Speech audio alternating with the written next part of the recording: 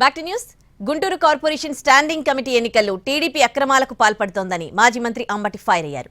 YCP కార్పొరేటర్లకు ఎమ్మెల్యేలు ప్రలోభాలకు గురి చేస్తున్నారని విమర్శించారు. దిమాకున్న వాళ్ళెవరూ కార్పొరేటర్లను డబ్బులతో కొనరన్నారు కేంద్ర మంత్రి పెమ్మసాని. మైకు దొరికింది కదా అని మాట్లాడే అంబటి వ్యాఖ్యలు పట్టించుకోవాల్సిన అవసరం లేదని కౌంటర్ ఇచ్చారు. 30 ఇస్తారంట, 50 ఇస్తారంట. మరి ఎంతమందికి ఇస్తారో, ఎంతమందికి కొంటారో బయట జరుగుతుంది. మా వాళ్ళకి ఫోన్ చేశారు, మా దగ్గర ఉన్న వాళ్ళకి వీళ్ళందరిలో చాలా మందికి ఫోన్ చేసి 30 ఇస్తాం వస్తారా, లేకపోతే 40, 50 అని బాధ పెడుతున్నారు. అంటే వాళ్ళ దగ్గర పవర్ ఉంది, డబ్బు ఉంది.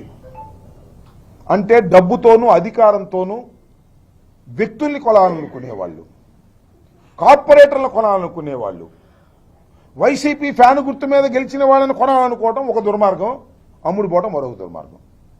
అమ్ముడు పోయాడు, అమ్ముడు పోతున్నారు. ఇద్దరు వెళ్ళిపోయారు, కండువాలు వేసుకున్నారు.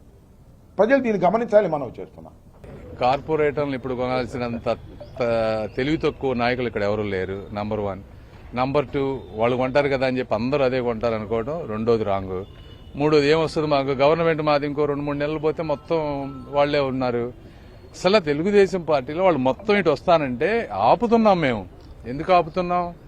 ఎందుకంటే అందులో అందరూ మంచి వాళ్ళు లేరు, కొంతమంది మంచి వాళ్ళు ఉన్నారు. ఇక్కడ కనీసం నెక్స్ట్ 10-15 సంవత్సరాల్లో రాజకీయ భవిష్యత్తు ఉండదు కాబట్టి వాళ్ళందరూ వస్తామంటే ఆపి అవసరమైన వాళ్ళ వరకు మేము తీసుకుంటాం. తెలివి దిమాకున్నోళ్ళు ఎవరు కార్పొరేటర్లను డబ్బులు పెట్టి కొనరు. ఓకే, ఏదో అంబటి రాంబాబు గారు ఇంకొకళ్ళు ఏదో వాళ్ళకి మైకు దొరికింది కదా అని ఏదో మాట్లాడుతూ ఉంటారు. అవన్నీ మీరు పట్టించుకోవాల్సిన అవసరం లేదు.